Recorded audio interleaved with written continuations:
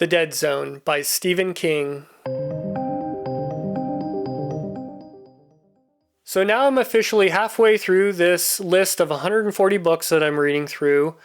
I'll post a link to the announcement video down in the description.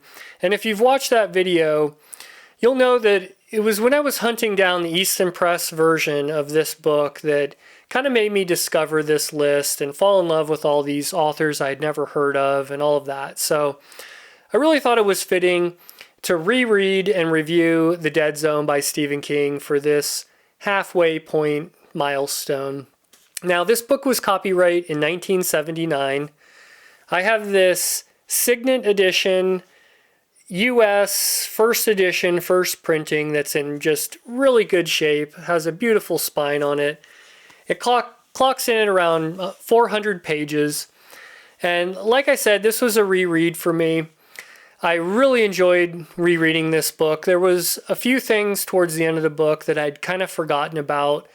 And on the second time through, I had just as much fun reading this one. And it's one that I could definitely recommend to people with a caveat that I'll talk about in the cons section of this video.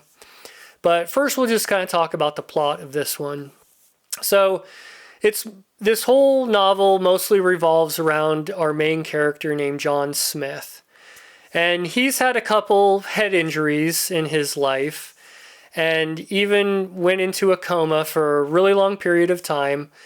And when he comes out of this coma, he ends up with this really unique, weird, precognitive ability that when he comes into contact either by touching someone or touching something that's dear to them or something like that, then he'll get these flashes sometimes of events that possibly happened in the past or even future events that could likely happen.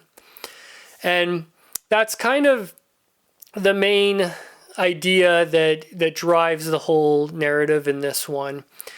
There's a love story that goes along with this one. It's kind of a bittersweet love story, but I think Stephen King did a really good job with that part of it. We have our main character and his relationship with his parents, and I think that was done really well too.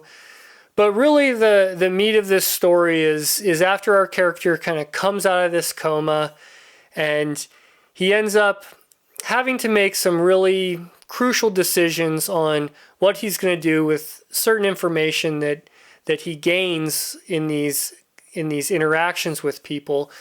And these are very pivotal, life-changing events that could affect these people or even humanity as a whole.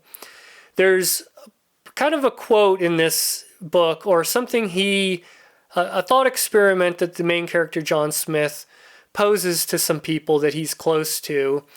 And it's this thought experiment that if you could go back in time to 1932 and kill Hitler, would you do it? And it's like you would really have to kill him and no one would know that he becomes this monster. So you would appear probably as a monster, that you're killing this innocent person. You would probably go to jail for possibly the rest of your life. Mankind would never know what bullet they dodged with this. But you yourself knowing what you saved, and if you could save the Holocaust and all of that and World War II, would you do that? So our main character gets into a situation where he believes he's kind of in the same boat as that. And King really goes through the ups and downs and the decision making, the moral quandaries of someone being put in a position like that. And he really nails the ending in this one too. I kind of did forget how well it comes together.